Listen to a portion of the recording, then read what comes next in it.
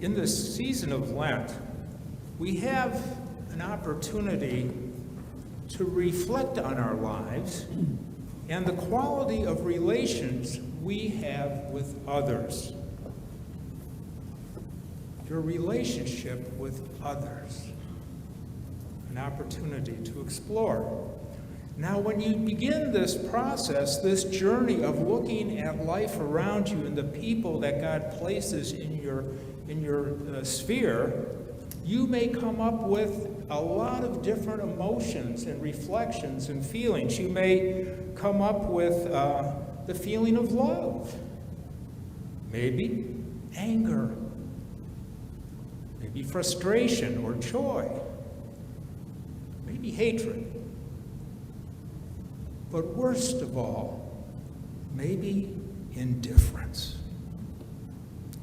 Now, with that said, who are the relationships that you may focus on? There are so many, you see. It could be your spouse.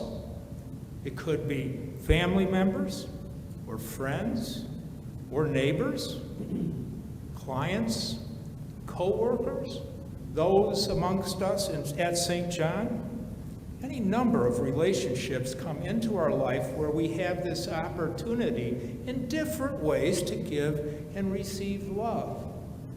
Sometimes passively, sometimes more actively.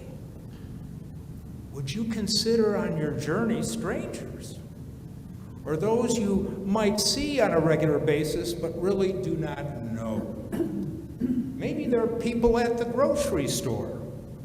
Or maybe those walking their dogs every day at 3 o'clock or something. As you continue this journey of exploring the nature of relationships, you might even consider people who are living in war-torn areas, like the Ukraine, like Algeria, like Chad, like Mozambique or Tunisia, sadly, just to name a few. Would you consider including those living in poverty or suffering from oppression right here at home? As you reflect on this endless list of possibilities, does your attitude shift at all? If so, you might ask yourself why. Now, what and whom might I have missed? You may have noticed I did not mention God. Now, beyond these relationships, how do you want the world to see you? Is there only one you, or are there many different faces you or we put on to communicate with others? Different groups, different situations, and if so, why? Why would we have more than one face? In the end, in the time that we have between dust and dust, our life is a measure of the quality of relationships we experience with all of those, or some of those mentioned above. Now you might ask, in all of this, where is God?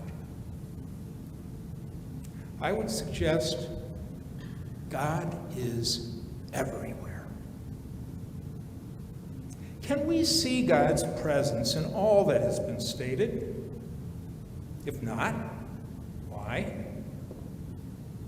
It's hard to see God in everything just mentioned, but if it's hard to do that, it might be worthy in our Lenten journey to pray for the very eyes to see God in all places throughout the world.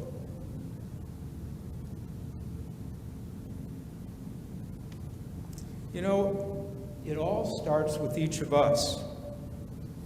And to start this Lenten journey, my friends, I want you to remember and know that you are loved beyond measure, that you are gifted with the power to experience God's peace and to share that peace with others.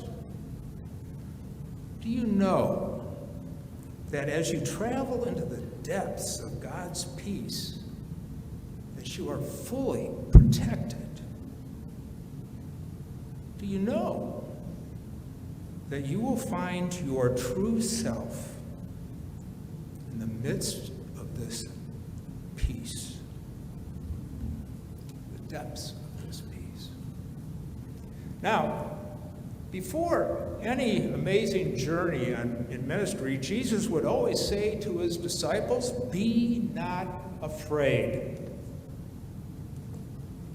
My friends, if you choose to explore this journey in this way, know that you are in my prayers. It's not an easy journey to take. There's so much to explore. And know, as your pastor, if you ever care to talk during this journey or beyond, please do not hesitate to give me a call. It's my privilege to serve you and to be there for you and to explore some of these deep, amazing questions of faith. In any event, if now is not the right time to take that journey, I understand. But if it is, know that I'm there.